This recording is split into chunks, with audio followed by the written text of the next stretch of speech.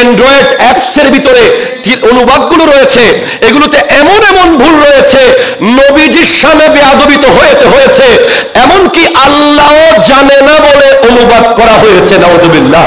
ফাসিক যখন কোরআনের মুফাসসির হবে, গোস্তাগে রসুল যখন কোরআনের মুফাসসির হবে, গোস্তাগে ওলি যখন কোরআনের তাফসীর করবে, কোরআন তখন তার সিনার মধ্যে বড় অসহায় হয়ে যায়। ঠিক কিনা জোরে কথা বলেন?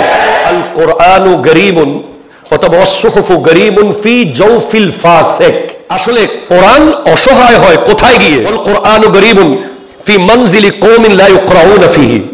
কোরআন গরীব হয়ে যায় যেই ঘরে কোরআন তিলাওয়াত হয় না।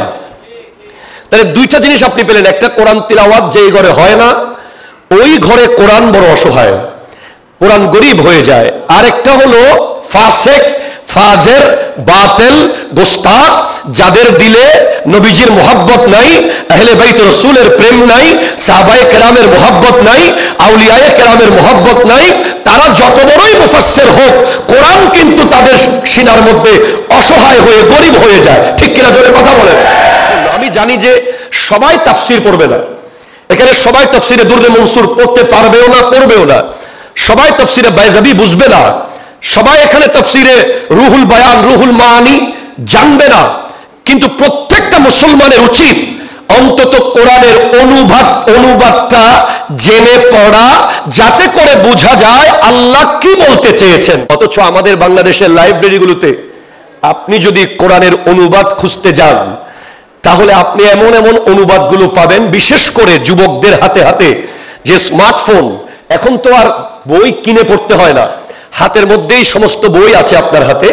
তো আপনি যে অ্যান্ড্রয়েডের যে অ্যাপস নিয়ে অনুবাদ পড়েন, বিশ্বাস করেন যদি কানজুল ঈমান না থাকতো, হয়তো আমি নিজেও ভুলের মধ্যে থেকে যেতাম। আমি আপনাকে দেখাই, একটা আয়াত বলি, সূরা আলে ইমরানের 142 নম্বর আয়াত, ওয়ালাম্মা ইয়ালামিল্লাহুল্লাযীনা জাহাদু মিনকুম।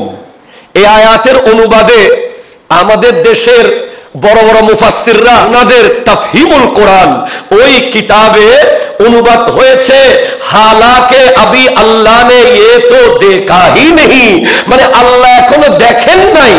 যারা আল্লাহর রাস্তায় জিহাদ করবে, যারা আল্লাহর রাস্তায় মুজাহিদ হিসেবে যাবে, তাদেরকে আল্লাহ এখনো দেখেনি নাই, মানে আল্লাহর শানে দেখেন নাই শব্দ ব্যবহার করছে। আরো অনেক মুফাসসির বলছে আল্লাহ এখনো জানেন না, তাদের গুরু বলছে আল্লাহ এখনো জানেন না, তাদের গুরুর গুরু বলছে আল্লাহ এখনো জানেন না। আর আমার আলা হযরত ইমাম আহমদ রাজা খান ফাজলে বেরলভী रहमतुल्लाह अलैह অনুবাদ করছেন, और अभी अल्लाह ने तुम्हारे गाजियों का इम्तिहान ना लिया, আল্লাহ এখনো গাজীদের পরীক্ষা নেয় নাই, তার মানে জানেন না, দেখেন না। এই শব্দ আল্লাহর সাথে যায় না, এটা একমাত্র গোস্তাক বেয়াদবরাই বলতে পারে। ঠিক কিনা কথা বলে?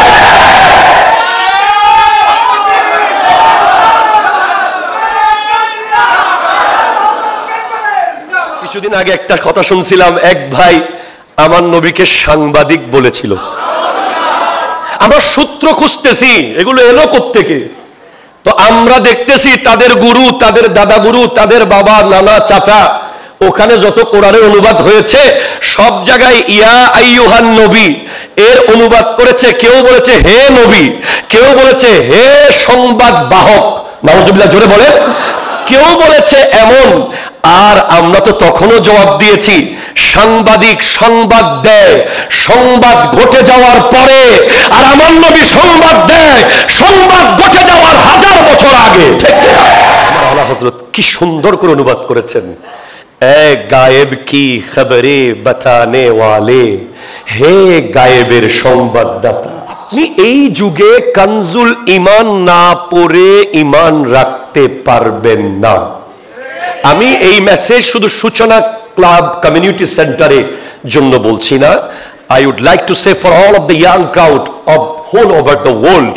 সারা বিশ্বের সকল যুবককে আজকের এই কনফারেন্স থেকে আমি একটা মেসেজ দিতে চাই, যদি আপনার বাবা, আপনার মা, আপনার বিবি, আপনার বাচ্চা, আপনার বোন, আপনার পরিবারের ঈমান বাঁচাতে চান, ঘরে ঘরে কানজুল ঈমান রাখুন, না হলে ঈমান বাঁচানো সম্ভব হবে না। অলরেডি ইহুদি নাসারারা কোরআনের ভিতরে বহু ষড়যন্ত্র করছে। সেই ষড়যন্ত্রের অংশ আমরা দেখতে পাচ্ছি।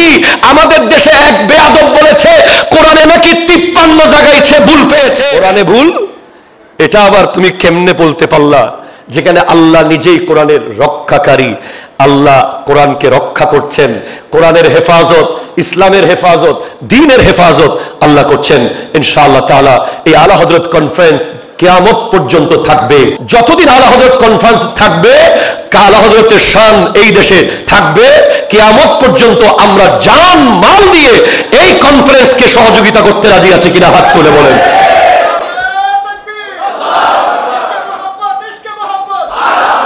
আসসালামু আলাইকুম ওয়া রাহমাতুল্লাহি ওয়া বারাকাতুহু।